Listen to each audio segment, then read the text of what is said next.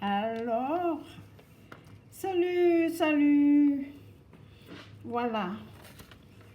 On continue avec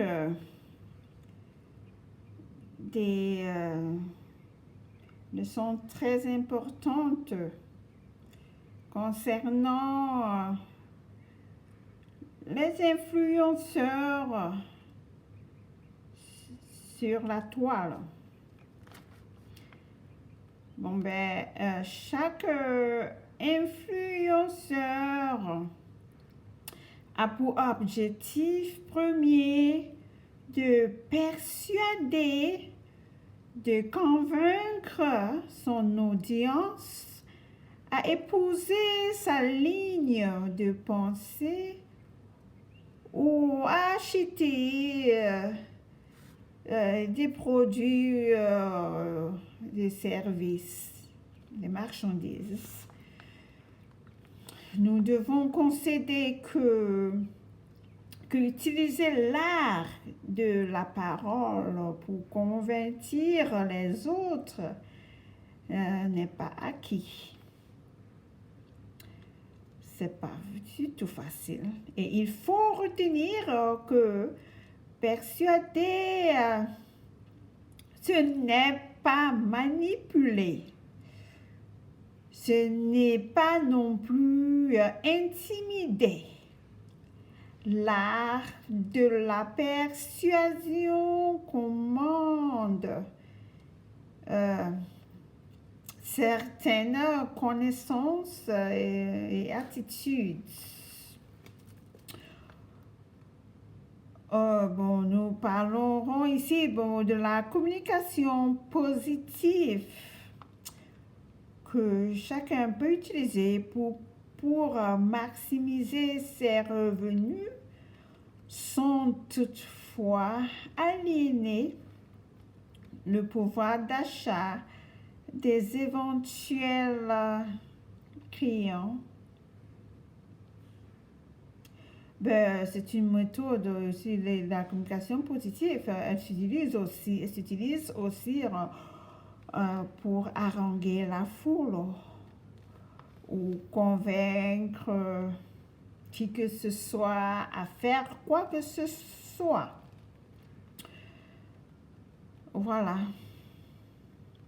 Que nous soyons vendeurs d'idées ou de marchandises ou de services,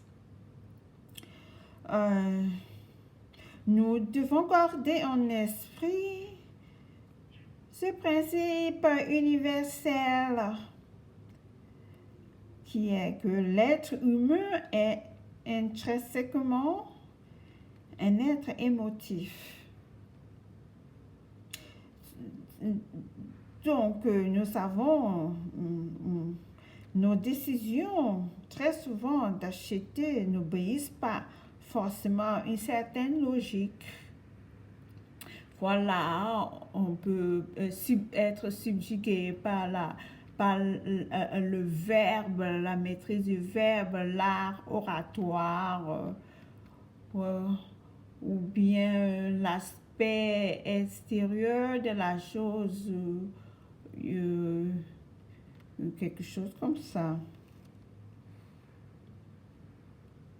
Voilà. Donc, même les personnes qui peuvent être qualifiées de logiques, peuvent aussi se tromper, faire ces achats basés sur purement sur des émotions. Alors, les influenceurs de la toile devraient se considérer comme de vrais leaders dans la société. Enfin, ils sont des leaders. Hein? Et le leadership vient en soi, vient bel et bien avec d'énormes responsabilités.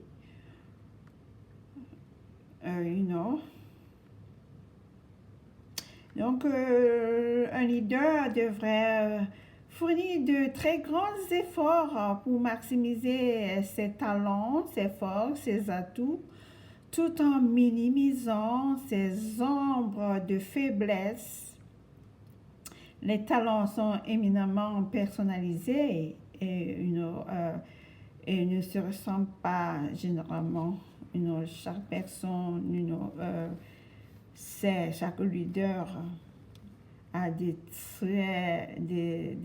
traits très spécifiques en matière de force, ce qui fait leur force, et ce qui les fait réussir comme leader. Par exemple, si vous étudiez les différents leaders dans l'histoire, vous constateriez qu'ils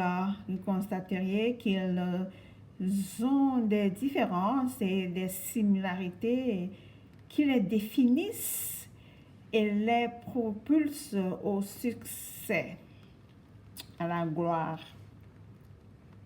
L'homme est toujours amené à manifester ses capacités de changement, n'est-ce pas? Non? Si un leader s'aperçoit que sa méthode ou son style de leadership n'est pas très populaire ou efficace, il ou elle peut toujours se reconvertir ou se réinventer. Il faut définitivement prendre sa qualité d'influenceur très au sérieux, parce que c'est, le monde entier est à l'écoute.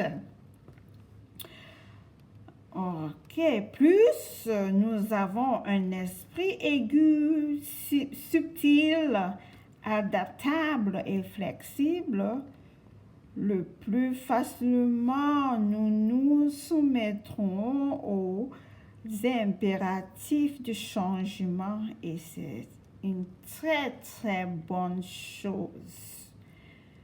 Alors, merci d'écouter, Merci, thank you. Et nous avons tout le devoir d'œuvrer au bâtiment d'une meilleure société à un niveau aussi petit qu'il soit. Il faut inspirer. Si on n'inspire pas, on va démotiver ou alors donner d'exemples pas très dignes de la responsabilité qui nous incombe. Alors, merci bien et je crois que ce sera tout pour aujourd'hui. À tout à l'heure. Lola Vilaine. C'est annoncé pour aujourd'hui et Lola Vilaine finit pour aujourd'hui. Portez-vous bien.